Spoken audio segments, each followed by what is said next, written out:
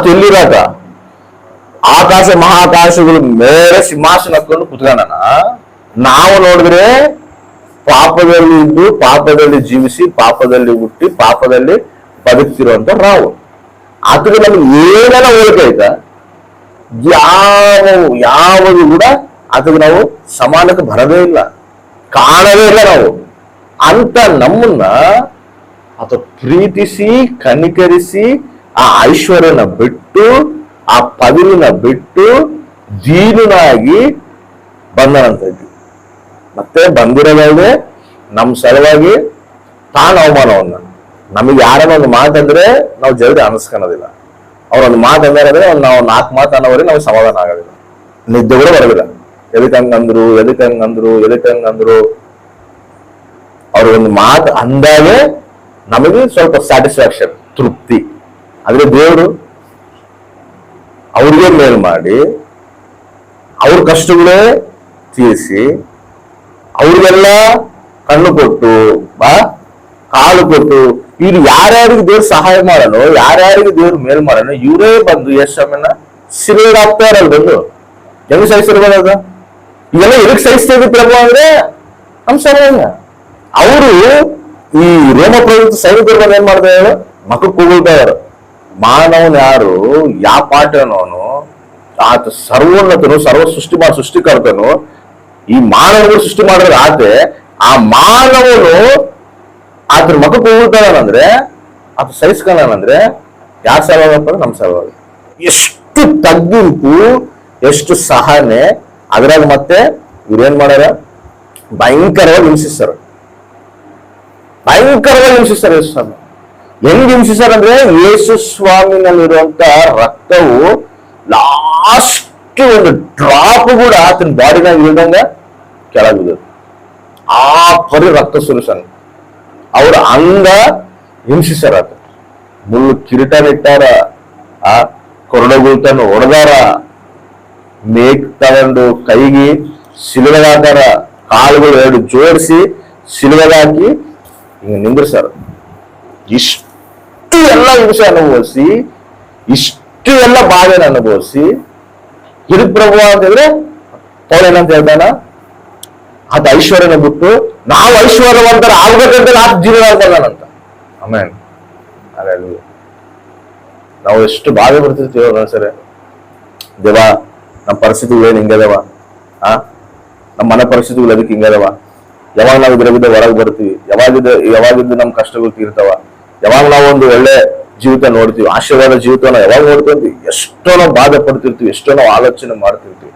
ಅರೆ ದೇವರು ನಮ್ಮ ಸಲುವಾಗಿ ಬಂದಿರದೆ ನಮ್ಮ ಪಾಪ ಭಾರಗಳು ಆತ ಓದಿ ನಮ್ಮನ್ನೆಲ್ಲಾ ರಕ್ಷಣೆಯಲ್ಲಿ ನಡೆಸಿ ನಿತ್ಯ ಜೀವ ಕೊಡೋದಲ್ಲ, ನಮ್ಮನ್ನ ಐಶ್ವರ್ಯವಂತರಾಗಿ ಮಾಡ್ಬೇಕಂತಲೇ ಆತನ ದೀನನಾಗಿ ಬಂದಾನಂತ.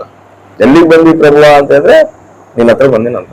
ನೋಡ್ರಿ, ನಮ್ಮ ಮನೆ ಇದೆ, ನಮ್ಮ ಮನೆಗೆ ಯಾರನ್ನ MLA ಯಾರನ್ನ ಬಂದಾರ ಮನೆಗೆ ಬಂದಾನ MLA ಬಂದಾನ. ಹೆಂಗಿರ್ತದೆ ಹೇಳು? MLA ಬಂದಾನ, ಬರ್ರಿ ಸರ್ ಅಂತ ಹೇಳಿ ಸಲಾದ ಸೋಫಾ ಅವು ಇವು ಎಲ್ಲ ರೆಡಿ ಮಾಡ್ಕೊಂಡು ಕುಂದಿರ್ಸ್ತೀವಿ. ಎದುಗ ಒಂದು MLA, ಐಶ್ವರ್ಯವಂತನು, ಅವನು ಅಧಿಕಾರಿ. ಅಂಬಾನಿ ಬಂದಾನ ಅನ್ಕೋ, ಅಂಬಾನಿ ಕಾರುಗಳು ಅಕ್ಕನ ಜರಸರ 10 ಕಾರುಗಳು ನಮ್ಮ ಮನೆ ಮುಂದೆ ನಿಂದಿರಿ, ಅಂಬಾರಿ ನಿಂತ್ಕೊಂಡು ನಮ್ಮ ಮನೆಗೆ ಬಂದ್ರೆ ಹೆಂಗಿರುತ್ತೆ ನಮ್ಗೆ? ಆ ಕಡೆ ನೋಡೋದೆಲ್ಲ ಅಮ್ಮ ನಮ್ಮ ಮನೆಗೆ ಬಂದಾನ ಅಂತೇಳಿ ಅಷ್ಟು ಎಂತ ಬರೀ ವೈಭವ ಇರ್ತಂದ್ರೆ ಇನ್ನು ಆಗೈತಿ. ಅಂಬಾನಿ ಹೊರಗೆ ಬಿಡು, ಮಾಮೂಲು ಒಂದ್ ಸ್ವಲ್ಪ ಕಾರ್ಪೊರೇಟರ್ ಅವ್ರು ಬಂದಾರ ಅಂದ್ರೆ ಅದೇ ಇರುತ್ತೆ, ಬಂದಾನಪ್ಪ ನಮ್ಮ ಮನೆಗೆ ಅಂತ. ಅದೇ ಒಂದು ಅಂಬಾನಿ, ಒಂದು MLA, ಒಂದು ಕಾರ್ಪೊರೇಟರ್ ಬಂದ್ರೇನೆ ಅಷ್ಟು ಹಡಹುಡಿ, ಅಷ್ಟು ಏನೋ ನಮಗೆ ಒಂದು ಘನತೆ ಅನ್ಕಂಡ್ರೆ, ಸರ್ವೋನ್ನತನಾದ ಐಶ್ವರ್ಯವಂತನು, ಸರ್ವ ಸೃಷ್ಟಿಕರ್ತನು, ಸಮಸ್ತಕ್ಕೆ ಆಧಾರಭೂತನು ಆತನು ಬಂದು ನಮ್ಮ ಮನೆಯಲ್ಲಿ ಜೀವಿಸ್ತಿದ್ರು, ನಮ್ಮಲ್ಲಿ ನಿವಾಸಿಸ್ತಿದ್ರೆ ಇದು ನಾವಿನ್ನಷ್ಟು ಗಣ್ಯರು. ಆಮೇನ್, ಹಾಲೆಲೂಯಾ. ಈ MLA ಬರೋ 10 ಏನೋ 5 ವರ್ಷ ಇರ್ತಾರ, ಹೋದಲ್ಲ ಮತ್ತೆ ಅವ್ರು ಇರ್ತಾರ ಇಲ್ಲ ಕೂಡ ಗ್ಯಾರಂಟಿ ಇಲ್ಲ. ಅವನೇನ್ ಬಂದು ನಮ್ಮ ಹತ್ರ ಇಲ್ಲೇ ನಿವಾಸಿಸಿಲ್ಲ, ಬರ್ತಾನ, ವಿಸಿಟ್ ಮಾಡ್ತಾನ, ಕುತ್ಕೊಂಡ ಹೋಗ್ಬಿಡ್ತಾನ. ಅಲ್ಲಿ ಎಷ್ಟು ಏನಂತ ಹೇಳ್ತಾನೆ ಗೊತ್ತಾ? ನಾನು ನಿಮ್ಮ ಮಧ್ಯದಲ್ಲಿ ನಿವಾಸಿಸ್ತೀನಂತ. ಆಮೇಲೆ ನಿಮ್ಮೊಂದಿಗೆ ನಾನು ಜೀವಿಸ್ತೀನಿ. ಯಾವಾಗ ಜೀವಿಸ್ತೀನಿ ಅಂದ್ರೆ ಸದಾಕಾಲವು, ಸದಾಕಾಲ ನಮ್ಮೊಂದಿಗೆ ಇರ್ತಾನಂತ, ನಮ್ ಜೊತೆ ಜೀವಿಸ್ತಾನಂತ, ನಮ್ ಜೊತೆ ನಡೀತಾನಂತ. ಜೀವಿಸೋದಲ್ದೆ, ನಮ್ಮ ಹತ್ರ ಇರೋದಲ್ದೆ ಆತ ಇನ್ನೊಂದು ಕೂಡ ಏನ್ ಮಾಡ್ತದಾನ ಅಂತ ಹೇಳಿದ್ರೆ, ಆತ ನಮ್ ಮನೆ ಕೂಡ ಪ್ರೊಟೆಕ್ಷನ್ ಆಗ್ತದ.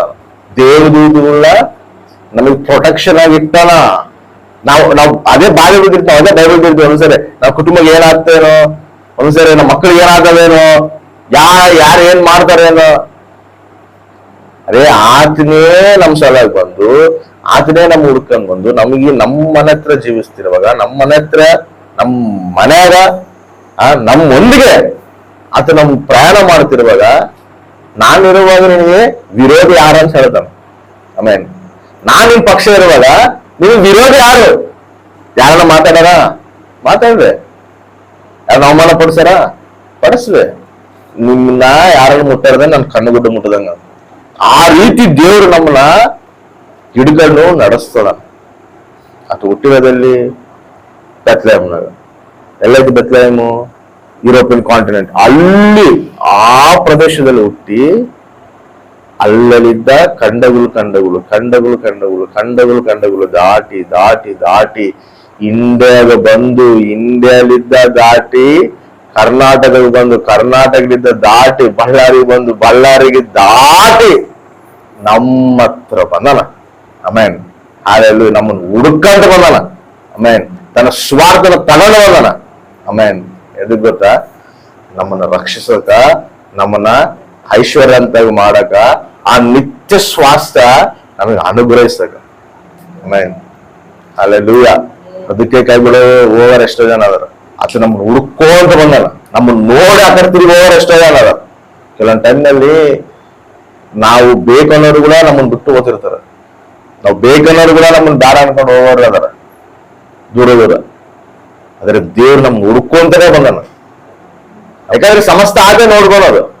ನಾವು ಯಾರು ಚಿಂತೆ ಮಾಡಬಾರ್ದು. ಯಾಕಂದ್ರೆ ಚಿಂತೆ ಮಾಡಬಾರ್ದು ಅಂತಾನೆ ದೇವ್ರು ಹೇಳಲ್ಲ. ನಿನ್ ಚಿಂತೆ ಯಾವತ್ತು ನನ್ನ ಹಾಕು, ನೀನ್ ಚಿಂತೆ ಮಾಡಬಾರ್ದು, ನೀನ್ ಆರಾಮ್ ಸೇರ ಅಂತ ಹೇಳ್ತಾನೆ. ಮತ್ತೆ ಏನ್ ಮಾಡ್ಬೇಕು ದೇವ? ನಾನು ಚಿಂತೆ ಮಾಡಿದ್ರೆ ಏನ್ ಮಾಡ್ಬೇಕಂದ್ರೆ, ನೀನ್ ನನ್ನ ಹತ್ರ ಕನೆಕ್ಷನ್ ಇಟ್ಕ. ನನ್ ಸಾವಾಸದಲ್ಲಿ ನೀನು ಎದೆಯಾ ಇಲ್ಲ, ನನ್ನ ಸಾವಾಸದಲ್ಲಿ ನೀನು ಸರಿಯಾಗಿ ಪ್ರಯಾಣ ಮಾಡ್ತದೇ ಇಲ್ಲ, ಅದು ನಂದೇ ನೋಡ್ದಾನೆ. ಇನ್ನು ಮಿಗದೆಲ್ಲ ನಾನ್ ನೋಡ್ಕೊಂತೀನಿ. ಆಮೇಲೆ ನನ್ನ ಕುಟುಂಬ ಪರಿಸ್ಥಿತಿ, ನಿನ್ ಕುಟುಂಬದ ನಾನ್ ನೋಡ್ಕೊಂತೀನಿ, ಮಕ್ಕಳದು ನಾನ್ ನೋಡ್ಕೊಂತೀನಿ, ನಿಂದು ಕೂಡ ನಾನ್ ನೋಡ್ಕೊಂತೀನಿ. ಯಾಕಂದ್ರೆ ಸಮಸ್ತ ಆಧಾರ ನಾನೇ ಆಗಿನಿ. ಸಕಲ ಐಶ್ವರ್ಯವಂತನೇ ಆ ಮಾತು, ಆ ಧೈರ್ಯ, ಆ ಭರವಸೆ ನಮಗ್ ಕೊಟ್ಟಾಗ ನಮಗಿನ್ನೆಷ್ಟು ಧೈರ್ಯ ಇರುತ್ತೆ ಹೇಳು. ಒಂದು MLA ಅಂತಲ್ಲಿ ಹೋಗಿ ನಾವ್ ಏನಾದ್ರು MLA ನಾನು ಇದೀನಿ ಅಂದ್ರೆ, MLA ನಮಗೆ ಮಾತು ಕೊಟ್ಟನಪ್ಪ ಅಂತ ಹೇಳ್ತೀವಿ. ಅವ್ನು ಮಾತು ಕೊಟ್ಟು ಕೂಡ ಮಾತು ತಪ್ಪಬಹುದು. ಆದ್ರೆ ದೇವರು ನಮ್ಮ ಹತ್ರ ಬಂದು, ನಮ್ಮ ಹತ್ರ ನಿವಾಸಿಸಿ, ಅದು ಧನವಂತನಾಗಿ ನಮ್ಮನ್ನು ಐಶ್ವರ್ಯವಂತರಾಗಿ ಮಾಡ್ಬೇಕಂತೇಳಿ ಆತ ನಮ್ಮನ್ನ ನಡೆಸ್ತಾನೆ. ಆಮೇನ್. ಹಲ್ಲೆಲೂಯಾ. ಅದೇ ರೀತಿ ಆತ ನಮ್ಮ ಸಲುವಾಗಿ ಪ್ರಾಣಗಳು ಕೊಟ್ಟನು. ಪ್ರಾಣ ಕೊಟ್ಟು ನಮ್ಮನ್ನು ರಕ್ಷಣೆದಲ್ಲಿ ನಡೆಸಿ ಇವೆಲ್ಲ ನಮ್ಗೆ ಆರೋಗಿಸ್ತದೆ ಅಂದ್ರೆ ಸುಮ್ಮನೆ ನಾಯ್ದು. ಯಾರಿಗೆ ಸಿಗ್ತದೆ ಧನ್ಯತೆ? ಯಾರಿಗೆ ಸಿಗ್ತದೆ ಭಾಗ್ಯ? ನಾವು ದೇವ್ರನ್ನ ಹೆಂಗ್ ನೋಡ್ತಾ ಇದೀವಿ? ಸುಮ್ಮನೆ ಯೇಸಮ್ಮನ ನಾವು ಆರಾಧಿಸ್ಬೇಕು, ಯೇಸಮ್ಮನ ಪ್ರಾರ್ಥಿಸ್ಬೇಕಂತ. ಯೇಸಮ್ಮ ಏನಾದೇನ? ಸಮಸ್ತಕ್ಕೆ ಆಧಾರಭೂತನಾಗಣ, ಸಮಸ್ತಕ್ಕೆ ಐಶ್ವರ್ಯವಂತನಾಗಣ. ಆತ ನಮ್ಮನ್ನ ಏನ್ ಮಾಡಣ ಹೇಳು? ಐಶ್ವರ್ಯವಂತನಾಗಿದ್ದು, ಅದೇ ರೀತಿ ದೇವರಾಗಿದ್ದು ನಮಗೆ ತಂದೆ ಆಗೋಣ. ಆಮೇನ್. ನಾವು ದೀನರಲ್ಲ, ನಾವು ಬಡವರು ಅಲ್ಲ, ನಾವು ಐಶ್ವರ್ಯವಂತರು. ಆಮೇನ್. ಹಲ್ಲೆಲೂಯಾ. ಎದಕ್ಕೆ ಐಶ್ವರ್ಯವಂತರು? ಹೆಂಗೆ ಐಶ್ವರ್ಯವಂತಂದ್ರೆ, ನಾವಪ್ಪ ಐಶ್ವರ್ಯವಂತನ, ಸಮಸ್ತ ನಮ್ಮ ಅಪ್ಪದೇ. ನಾವ್ ಹೆಂಗಾನ ಕೇಳಿ ಪಡ್ಕೋಬಹುದು, ಗುದ್ದಾಡ್ಬೋದು ನಾವು ಅಪ್ಪದ ಕುತ್ಕೊಂಡು. ಯಾಕೋಬ್ ಅದೇ ಮಾಡೋದು. ಯಾಕೋಬ್ ಏನ್ ಮಾಡ್ತಾನೆ ಹೇಳ? ರಾತ್ರೆಲ್ಲ ಕಾಲು ಹಿಡ್ಕೊಂಡು, ನಾನು ಬಿಡೋದಿಲ್ಲ ನಿನ್ ಕಾಲು. ಯಾಕೋಬ್ ನನ್ ಕಾಲು ಬಿಡೋದಿಲ್ಲ ಅಂದ್ರೆ, ನಾನು ಆಶೀರ್ವದಿಸು. ನೀನು ಆಶೀರ್ವದಿಸೋವರೆಗೂ ನಾನು ಬಿಡೋದಿಲ್ಲ, ನೀನು ಆಶೀರ್ವದಿಸೋವರೆಗೂ ನಾನು ಬಿಡೋದಿಲ್ಲ. ಏನ್ ಅಧಿಕಾರ ಮೇಲೆ ಓಡಾಡ್ತಾನ? ಯಾಕೋಬ್ ಹೆಂಗ್ ನೋಡ್ತಾನೆ ಗೊತ್ತಾ? ನಾನು ಓಡಾಡ್ತಿರೋದು ನನ್ನ ತಂದೆ ತಗ. ಆಮೇಲೆ ಪ್ರಾರ್ಥನೆಯಲ್ಲಿ ಹಂಗ ಓಡಾಡ್ಬೇಕು.